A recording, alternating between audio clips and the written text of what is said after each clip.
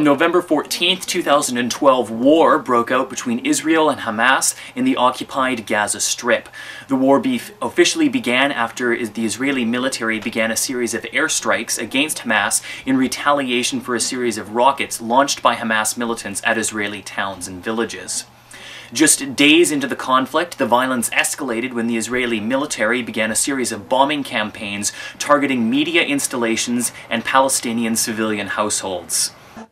Well, Israeli warplanes have targeted 2 media centers in Gaza City. The latest strike hit a compound housing several international media outlets, including Press TV. Hours earlier, another block housing the offices of local Arab media came under assault. In all, 8 Palestinian journalists have been injured, among them a Press TV cameraman.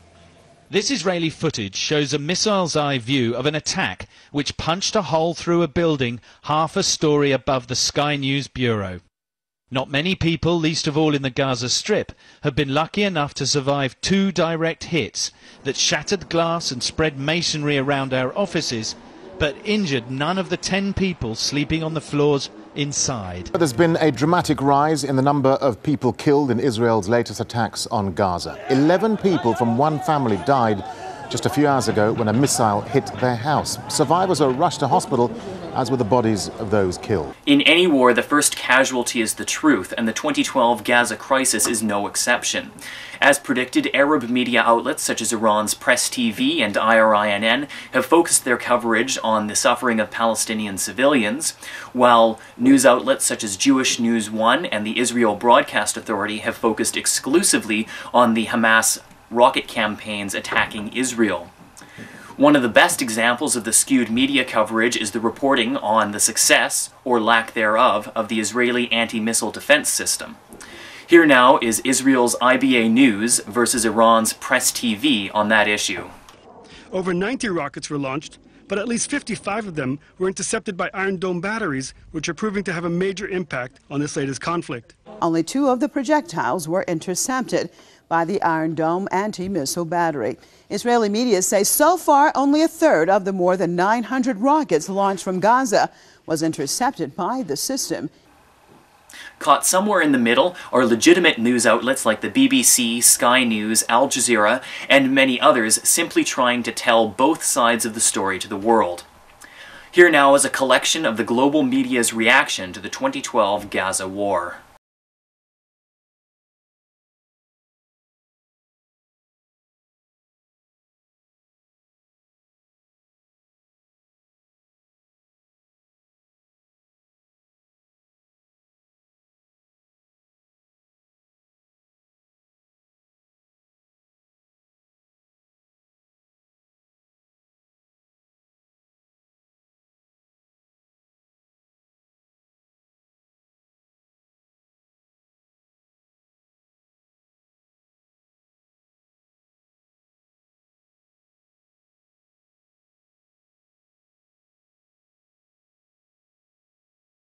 And air raid sirens were sounded here in the capital for the first time since the Gulf War 20 years ago. Rockets have also been launched at the central city of Tel Aviv for the first time since the 1991 regional conflict. 2 landed in open areas in the Gush Dan region, causing no injuries. But it's the south of the country that continues to bear the brunt of the rocket salvos.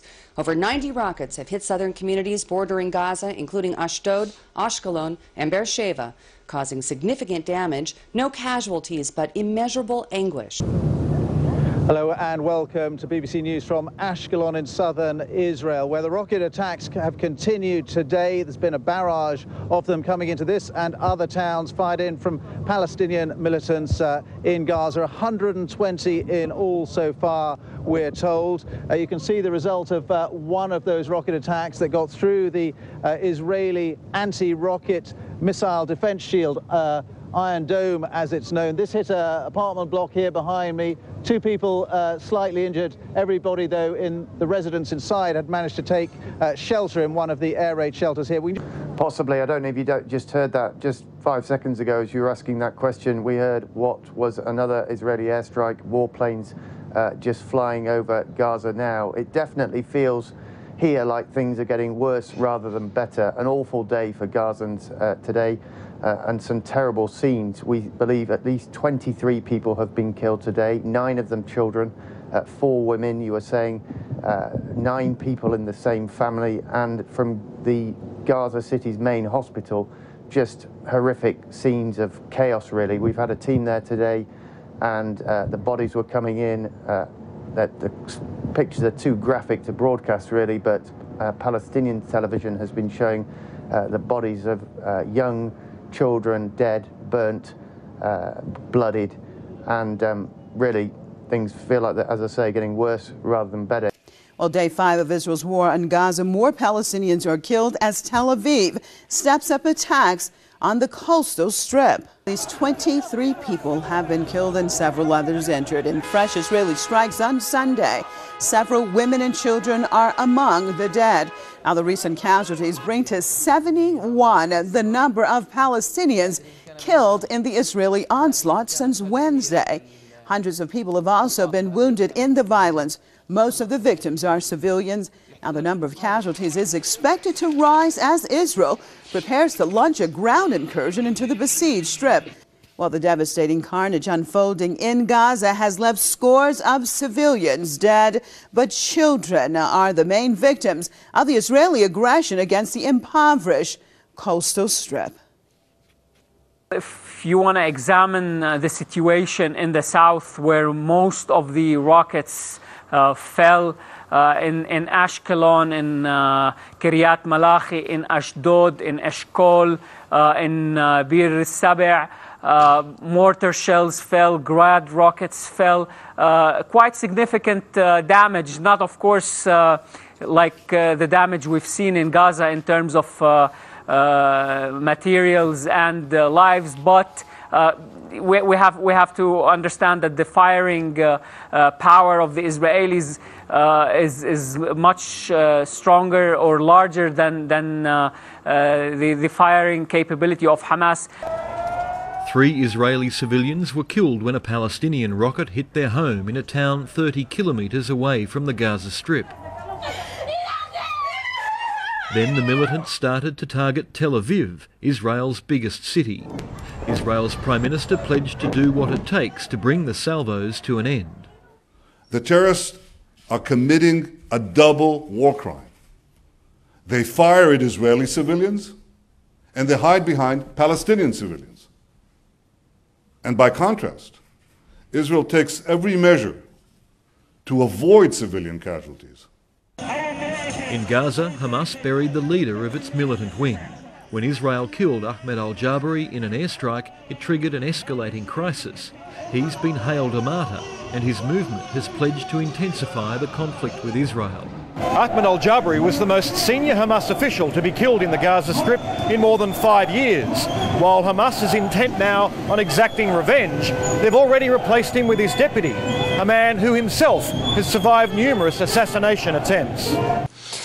We start with the breaking news this hour. Foreign reporters in Gaza are forced to scramble as their offices are targeted by Israeli bombs. Several journalists have been wounded. Tel Aviv says it wants to send Gaza back to the Middle Ages and is preparing a ground invasion, while militants retaliate with unguided rockets. RT's Paula Sleer has the latest. The reports we're receiving is that half of the people who have so far been treated at Shifa Hospital, which is the biggest hospital in Gaza City, half of the people being rushed there are in fact children. The hospital is simply not coping. It's running short of space and also medical supplies. At the same time, there was an Israeli Air Force strike that left 10 members of the same family killed when a 3-story building in which they were collapsed around them. We're also witnessing an increase in the target of journalists. Our sister organization, Rusi Al-Yom, has an office in Gaza City. And just an hour after they left their office because of electricity cuts, that office was destroyed by an Israeli Air Force strike. The Israeli Air Force has targeted 2 media buildings, and the army is not apologetic for this. It says that it was in fact targeting the communication antenna on the roof of the buildings that are being used by Hamas, and that the IDF did in fact know that there were journalists in this building.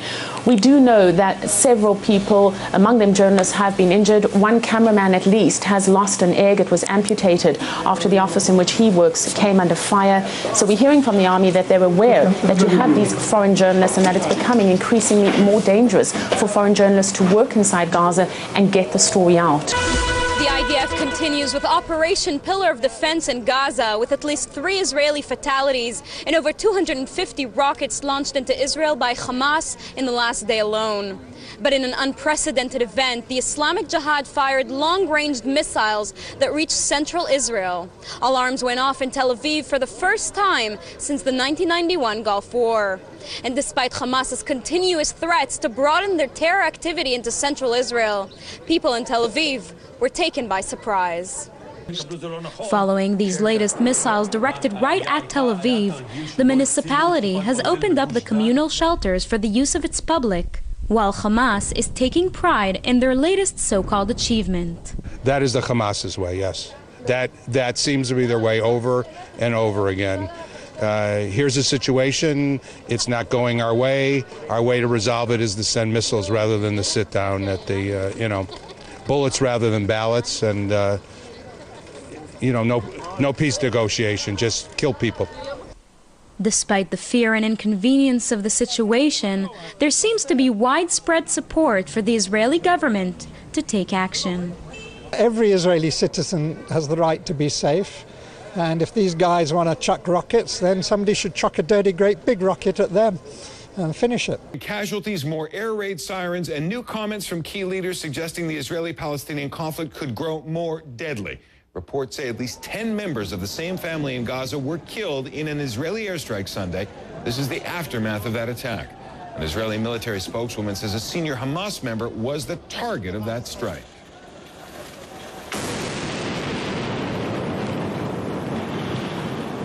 Also in Gaza, the Israeli military hit 2 media centers Sunday, wounding 6 journalists.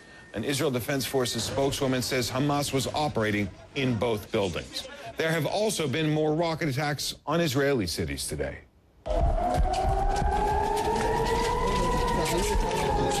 Air raid sirens went off repeatedly in the town of Ashkelon. At least 1 missile made it past Israeli defenses and hit a residential area.